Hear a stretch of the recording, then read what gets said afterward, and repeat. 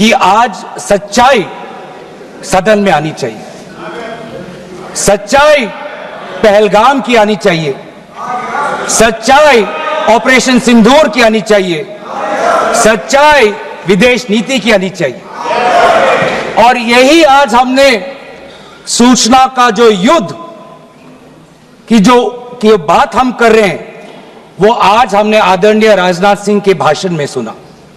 बहुत से सूचनाएं दी उन्होंने, बहुत से जानकारी दी, लेकिन रक्षा मंत्री होने के नाते ये नहीं कहा कि पहलगाम में दहशतगर्द कैसे आए, ये नहीं कहा कि बेसारन में जहां पर 1000 लोग जाते हैं, खुशियां मनाते हैं, कैसे 5 दहशतगर्द वहां पर जाकर 26 लोगों की गोलियों से छलनी करते हैं। ये बात, ये सूचना रक्षा मंत्री ने नहीं दी। यही है सूचना का युद्ध कि कभी कभी सवाल पूछना भी भूल जाते हैं। और आज ये है हमारे विपक्ष का कर्तव्य कि हम सवाल पूछेंगे देश हित में, राष्ट्र हित में। आज देश ये जानना चाहता है कि वो 5 दहशतगर्द कैसे घुसे, और उन दहशतगर्दों का भी मकसद था। पाकिस्तान से आए हुए वो दहशतगर्दों का क्या मकसद था? उनका मकसद था कि जम्मू कश्मीर की अर्थव्यवस्था को तनाव करना, विनाश करना। उनका मकसद था कि भारत देश में एक सांप्रदायिक वातावरण का जन्म देना। उनका मकसद यह था कि भारत और पाकिस्तान का एक हाइफिनेशन होना, यह था उनका मकसद। लेकिन सर, मुझे दुख है कि आज राजनाथ सिंह जी ने सैनिकों की बात तो की, लेकिन जो हमारे भारत की जो आवाम है, जो जनता है, जो उन्होंने पाकिस्तान के दहशतगर्दों का पूरी जो मंशा है उस पर उन्होंने पूरा नकारा, और हम एकजुट रहे। हम मुझे भारतीय होने का गर्व है कि सारे विपक्षी राजनीति दल, हम सब एकजुट होकर, राहुल गांधी जी ने एक साफ साफ कहा कि हम सरकार के साथ हैं और सरकार को पाकिस्तान को एक ठोस मजबूत कदम देना ही पड़ेगा।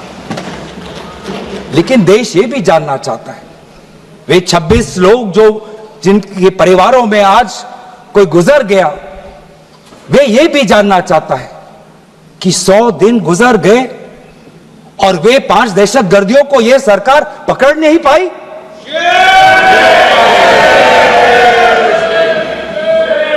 देश के वो लोग ये भी जानना चाहते हैं कि ये जो 5 दहशतगर्दे थे, दहशतगर्दी जो आए टेररिस्ट, निश्चय इनको किसी ने पनाह दी, निश्चय इनको किसी ने जानकारी दी, निश्चय ये पूरा जो 1 घंटा का जो उन्होंने गोला बारूदी की, उसके बाद ये फरार हो गए।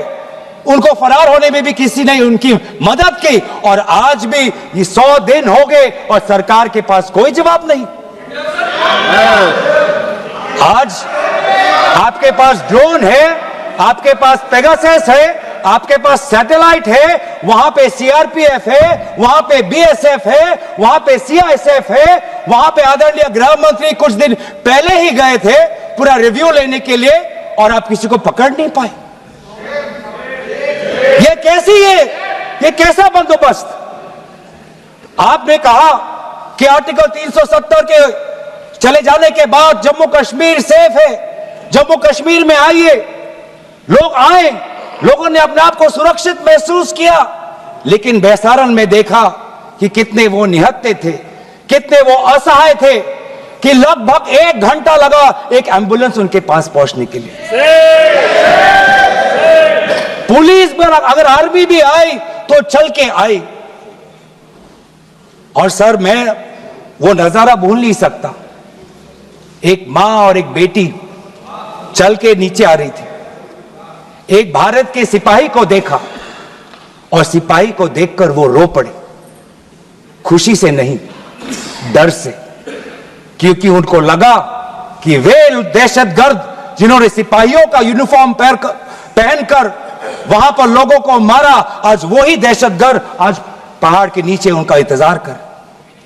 उस भारत के सिपाही को कहना पड़ा कि मैं भारतीय हूं, तुम डरो मत, मैं भारतीय हूं, तुम सेफ हो, सुरक्षित हो। ऐसा दहशत उन्होंने महसूस किया। इस दहशत के ऊपर, इस डर के ऊपर आदरणीय राजनाथ सिंह एक शब्द तो कहते, आप एक शब्द तो कहते। ये आपकी भी जिम्मेवारी है राजनाथ जी, ये आपकी भी जिम्मेवारी है, रक्षा मंत्रालय का भी जिम्मेवारी है। बार बार हम ये देख रहे हैं सर कि आदरणीय गृह मंत्री जाते हैं, कहते हैं कि बहुत अच्छा बंदोबस्त हो गया है, टेररिज्म के हमने उनकी रीढ़ की हड्डी तोड़ दी। तब भी उरी होता है, तब भी बालाकोट, तब भी पुलवामा होता है, तब भी पहलगाम होता है। अंत में जाके जिम्मेवारी कौन लेता है? जम्मू कश्मीर के लेफ्टिनेंट गवर्नर नहीं। अगर जिम्मेवारी किसको लेनी पड़ेगी तो आदरणीय गृह मंत्री आपको लेनी पड़ेगी, नैतिक जिम्मेवारी आपको लेनी पड़ेगी। आप लेफ्टिनेंट गवर्नर के पीछे नहीं छुप सकते, आप लेफ्टिनेंट गवर्नर के पीछे ये केंद्र सरकार नहीं छुप सकती, क्योंकि गृह मंत्री खुद वहां पे थे कुछ ही हफ्ते पहले, खुद उन्होंने सिक्योरिटी का रिव्यू लिया कि आपके पास जानकारी नहीं थी। और सर ये सरकार इतनी कमजोर, ये सरकार इतनी बुज़दिल कि आज उन्होंने इस सर में, क्योंकि उन्होंने अगर इसका किसी का दोष दिया तो टूर ऑपरेटर्स को दोष दिया कि टूर ऑपरेटर्स बिना अनुमति के द्वारा, बिना लाइसेंसेस के द्वारा लोगों को बेसहारा ले जा रहे, हमें तो पता ही नहीं था। ये है इनका कारण, ये बताना चाहते हैं। तो सर यही तो दुख की बात है कि कहीं ना कहीं एक सरकार में एक अहंकार आ चुका है। इंटेलिजेंस और सिक्योरिटी जो फ्रेमवर्क है, एस्टैब्लिशमेंट है, जो लोग हैं जो निर्णय लेते हैं इंटेलिजेंस और सिक्योरिटी की, आज उनमें एक अहंकार आ गया है कि चाहे जितनी भी बड़ी गलती हो उन पर कोई सवाल नहीं उठा सकता। लेकिन आज हम सवाल उठा रहे हैं, आज हम सवाल उठा रहे हैं, आज हम सवाल उठाएंगे। प्रधानमंत्री मोदी जी, आपको, आप सऊदी अरब में थे, आप जब वापस आते आपका पहला नैतिक कर्तव्य होता कि पहलगाम आप जाते, लेकिन आप पहलगाम नहीं गए, एक सरकारी कार्यवाही के लिए आप बिहार गए और चुनावी भाषण दिया। देश के मुखिया सऊदी अरब में थे, पूरा कार्यक्रम उन्हें संपूर्ण किया, वापस आए और वो पहलगाम भी नहीं जा पाए और बिहार में जाके चुनावी भाषण दे रहे हैं। अगर पहलगाम में कोई गया तो हमारा नेता राहुल गांधी गया। अगर पहलगाम में जो लोगों की मृत्यु हुई उनके लिए अगर शहादत की मांग कोई कर रहा है तो हमारा दल का नेता राहुल गांधी कर रहा है। राहुल गांधी जी बदामी के कंटोनमेंट में गए। सर मैं बोलूं? Sir house in order, sir house in order में like, sir house is not in order में रहेगा सर। टाइम लेकिन आप तथ्यों पे बोले, गलत सूचनाएं नहीं दे सदन में, गलत सूचनाएं नहीं मत दे। हम बोलिए, इसके ऑर्डर में लाइए सर। कोई सदन में गलत तथ्य नहीं रख सकते आप। सर मैं बोलूं सर, कैमरा आएगा मेरे पे। धन्यवाद आदरणीय अध्यक्ष महोदय, आदरणीय अध्यक्ष महोदय, अब बात आती है ऑपरेशन सिंदूर की। आज मैं राजनाथ सिंह जी का भाषण सुन रहा था, मुझे पता नहीं चल रहा था कि राजनाथ सिंह जी जो भाषण दे रहे थे वो किस समय का उजागर कर रहे थे, वो किस समय का उजागर कर रहे थे, वो किस समय का उजागर कर रहे थे। क्या वो 2016 के बाद क्या उन्होंने ये नहीं कहा कि हम घुस के मारेंगे और पाकिस्तान को आज वो उनका जो भी टेररिस्ट इंफ्रास्ट्रक्चर है उसको खत्म कर देंगे? वही बातें तब की, वही बातें पुलवामा की बात की कि पुलवामा के बाद आज हमने हमारे लड़ाकू जहाज अब गए हैं, अब पाकिस्तान अब कभी भी भारत पर उंगली नहीं दिखा सकता। और उसके बाद आज दोबारा वही बातें कर रहे हैं, आज दोबारा वही बातें कर रहे हैं कि हम घुस के मारे, हमने ये किया, फलाना किया। और ये अब भी कह रहे हैं कि ऑपरेशन सिंदूर कंप्लीट नहीं हुआ, अधूरा है, क्योंकि कल को जाके दोबारा पाकिस्तान कर सकता है। ये खुद कह रहे हैं, ये खुद कह रहे हैं, ये खुद कह रहे हैं कि इसके पश्चात भी पाकिस्तान कल को जाके कर सकता है। तो ये कैसा, ये जो सफल कैसे हुआ, फिर क्या सफल हुआ? आज ये खुद कह रहे हैं कि हमारा मकसद युद्ध का नहीं था। हम पूछना चाहते क्यों नहीं था, होना चाहिए था। आज उन्होंने खुद कहा कि हमारा मकसद जमीन लेने का नहीं था। क्यों नहीं था? पाकिस्तान ऑक्यूपाइड कश्मीर अगर आज नहीं लेंगे तो कब लेंगे? ये उन्होंने खुद कहा, इन्होंने खुद कहा कि हमारा मकसद था टेररिस्ट के इंफ्रास्ट्रक्चर पर आक्रमण करना। तो क्या हमने उरी के समय नहीं किया? क्या हमने पुलवामा के समय नहीं किया? लेकिन उसके पश्चात भी पाकिस्तान का इतना साहस कि आज उन्होंने पहलगाम में जो पिछले 20 वर्षों में हमारे भारतीय नागरिकों पर सबसे दर्दनाक अगर हमला हुआ है तो आपके समय पे हुआ है। आपके समय में उरी हुआ, आपके समय में पुलवामा हुआ और आपके समय में आज पहलगाम हुआ रहा। कुछ बातों का उजागर किया, कुछ किताबों का भी उजागर किया। ये नई प्रक्रिया है सर, हर चर्चा में आदरणीय भाजपा के नेता एक किताब उठा लेते हैं, जानकारी दे रहे थे। हमें नहीं सर, ब्लूमबर्ग को क्या जानकारी दिया, मैं पूरा पढ़ लेता हूं without editing. What is important, क्या जरूर, हिंदी में अनुवाद करने की कोशिश भी करता हूं, मत करो। क्या जरूर ये जरूरी नहीं कि जेट गिरे, पर क्यों गिरे, क्या गलतियां हुई, वो महत्वपूर्ण है। संख्या महत्वपूर्ण नहीं सर। 35 ही राफेल है देश में, 35 ही राफेल है। अगर उनमें से कुछ गिरे भी तो देखिए सर, मुझे तो लगता है कि बहुत बड़ी क्षति हुई। 35 राफेल, अगर कुछ उनमें से भी अगर कुछ गिरे तो मुझे लगता है कि जरूरी है, क्योंकि आपको लगता है कि 35 राफेल काफी है, तो अगर कुछ गिरे तो वो भी जरूरी है। और उन्होंने उसके बाद ये कहा कि ये बात अच्छी है कि हमने अपनी गलतियों को समझा, उसको सुधरा और 2 दिन बाद हमने अपने जेट को उड़ाए और दूर से हमने आक्रमण किया। सर ये मैं थोड़ी जानकारी चाहूंगा। हमारे पास जो हमें संदेश मिलता है कि दुनिया के सबसे बढ़िया और बेहतरीन लड़ाकू जहाज हमारे पास है, सबसे बेहतरीन पायलट हमारे पास है, तो सीडीएस को ऐसा क्या कहना पड़ा, ऐसा क्या परिस्थितियां हैं कि हमारे पायलट हमारे लड़ाकू जहाज क्लोज रेंज में नहीं जा सकते, उनको दूर से ही फायर करना पड़ता? ये क्या है? ये क्या पाबंदी है? ऐसी ये क्या पाबंदी है कि सीडीएस को ये कह रहे हैं कि हमारे लड़ाकू जहाज ने पहले दिन गलतियां की, गलतियां हमने सुधारी और दूर से हमने आक्रमण किया। क्या हम पास से नहीं कर सकते? ये जानकारी हमें दे।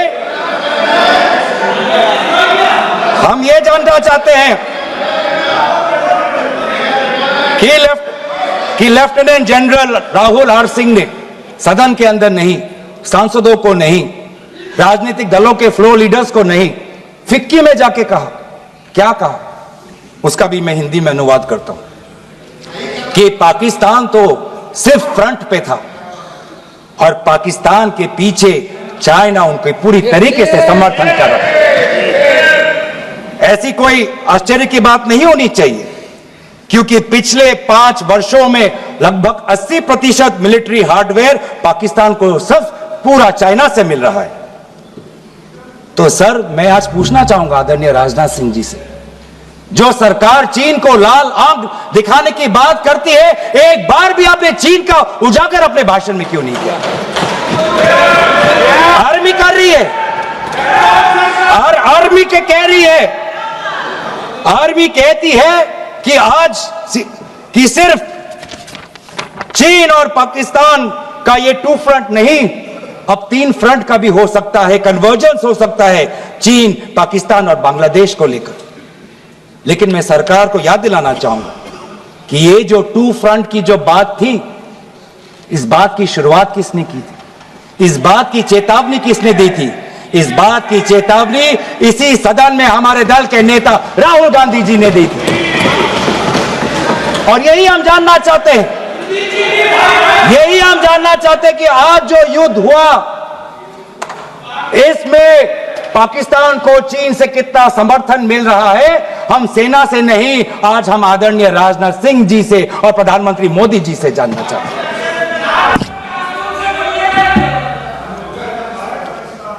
और सर, इंडोनेशिया में जो डिफेंस अटैचे है, उसने तो ताज्जुब की बात कह दी। उसने क्या कहा sir? India defence attache group captain Shiv Kumar ने, हिंदी में दोबारा अनुवाद करता हूं, कि भारत ने लड़ाकू जहाज खोए तो खोए इसलिए क्योंकि कुछ मिलिट्री टारगेट्स पर आक्रमण करने पर पाबंदी थी। क्यों? क्या पाबंदी थी? ऐसे क्या ये राजनीतिक कंस्ट्रेंट्स थे? आपने कहा कि 9 टारगेट पे हमने आक्रमण किया, लेकिन हमें यह भी सूत्रों से जानकारी और मीडिया में आया है, और लेफ्टिनेंट जनरल राहुल सिंह ने खुद कहा कि पहले 21 टारगेट्स चुने गए थे और 21 से फिर 9 हुए। क्यों हुए? क्यों हुए? आज मैं ये जानना चाहता हूं कि पिछले 20 वर्ष में सबसे घातक आक्रमण हमारे महिलाओं पर हुआ, हमारे बच्चों पर हुआ, भारत के आत्मा पर हुई। हमने सब ने वो दहशत को अनुभव किया, हम सब एकजुट हुए, हमने पूरी तरीके से समर्थन प्रधानमंत्री मोदी जी को दी कि अब जाइए। और ऐसा एक माहौल बन चुका था कि देश किसी भी कीमत चुकाने के लिए तैयार था। पूरा देश प्रधानमंत्री मोदी जी के साथ था, विपक्ष प्रधानमंत्री मोदी जी के साथ था। और अचानक 10 मई के दिन पे हमारे राष्ट्रदूत कहते हैं कि हम पाकिस्तान पर हमला करेंगे, और शाम के 10 मई को सूचना आती है कि पाकिस्तान के साथ अब युद्ध पर हम परिणाम दे रहे हैं, सीज फायर हो गया। क्यों? क्यों हुआ? हम आदरणीय प्रधानमंत्री मोदी जी से जानना चाहते थे, अगर पाकिस्तान वाकई में अपने घुटने टिकने के लिए तैयार था तो आपने क्यों रुका? आप क्यों रुके? और किसके सामने आप झुके? किसके सामने आपने सरेंडर किया? किसके सामने आपने सरेंडर किया? वो अमेरिका के राष्ट्रपति जो 26 बार आज कह चुके हैं कि व्यापार को लेकर उन्होंने भारत और पाकिस्तान को सतर्क किया और दोनों को मजबूर किया कि वो इस जंग को छोड़े। 26 बार। आज राष्ट्रपति ट्रंप खुद कहते हैं कि 5-6 जेट गिरे हैं। एक जेट करोड़ अरब रुपयों का है, मिलियंस एंड मिलियंस का है। इसलिए हम जानना चाहते हैं, आज हमें स्पष्ट रूप से आदरणीय राजनाथ सिंह जी बताएं, देश पर विश्वास करें, देश में वो साहस है सच्चाई सुनने की। आज आप बताएं कितने लड़ाकू जहाज गिरे? हमारे में वो साहस है, क्योंकि ये सूचना, ये सच्चाई सिर्फ देश के नागरिकों के लिए नहीं, ये सूचना, ये सच्चाई हमें देश के जवानों को भी देना है। आज उनसे भी झूठ कहा जा रहा है, उनके बीच में भी भ्रम फैलाया जा रहा है। हम उनकी जो सच्चाई है आज हम सदन के अंदर लाना चाहते हैं। और सर, बात में आती है विदेश नीति की। किस मुंह से हम कहें कि विदेश नीति आज सफल हुआ है? किस मुंह से कहें? ये आदरणीय राजनाथ सिंह जी, शंगीला में जो डायलॉग हुआ, उस डायलॉग में जो ड्राफ्ट जो आया, जिसको भारत सरकार ने नकारा, वो ड्राफ्ट बनाने में हमारे ही कुछ सहयोगी देश थे। जिनका नाम मैं नहीं लेना चाहूंगा, लेकिन ऐसे देश जिसको हम परंपरागत दोस्त हम मानते हैं, ट्रेडिशनल एलाइज मानते हैं, आज उन्होंने भी इंडिया और पाकिस्तान को हाइफिनेट कर दिया। और आप ये शब्दों के खेल से आप खुश हो कि ब्राजील के डॉक्यूमेंट में पाकिस्तान, ये जम्मू कश्मीर का पाकिस्तान का भी नहीं, ब्राजील के डॉक्यूमेंट में सिर्फ जम्मू कश्मीर में जो दहशतगर्दी हुई उसी की निंदा हुई, पाकिस्तान की निंदा नहीं हुई। पर आप उससे खुश हो? अगर आप उससे खुश हो तो मैं जानना चाहूंगा, जो $1 बिलियन का आर्थिक सहायता IMF ने दिया पाकिस्तान को, उस पर आपको क्या कहना है? हम जानना चाहेंगे जो ADB एशियन डेवलपमेंट बैंक से 800 मिलियन का आर्थिक सहायता जो मिलेगा पाकिस्तान को, आज आप भारत उस पर क्या रवैया? वर्ल्ड बैंक का जो $40 मिलियन आ रहा है, और ये पैसा किसको जाएगा सर? पाकिस्तान की नेतृत्व उनकी जनता या उनकी चुनी हुई सरकार नहीं, पाकिस्तान की सरकार का जो रिमोट कंट्रोल है वो पाकिस्तान की सेना के पास है। तो ये सारा पैसा वहीं जाएगा जहां पर हमने मिसाइल गिराई। तो क्या इतना भी हम नहीं कर पाए? क्या इतना भी ताकत नहीं? क्या इतना भी विश्व गुरु में लोगों का विश्वास नहीं, देश अंतर्राष्ट्रीय नेताओं का विश्वास नहीं कि IMF का एड ना जाए पाकिस्तान के पास, वर्ल्ड बैंक का एड ना जाए पाकिस्तान के पास, ADB का एड ना जाए पाकिस्तान के पास?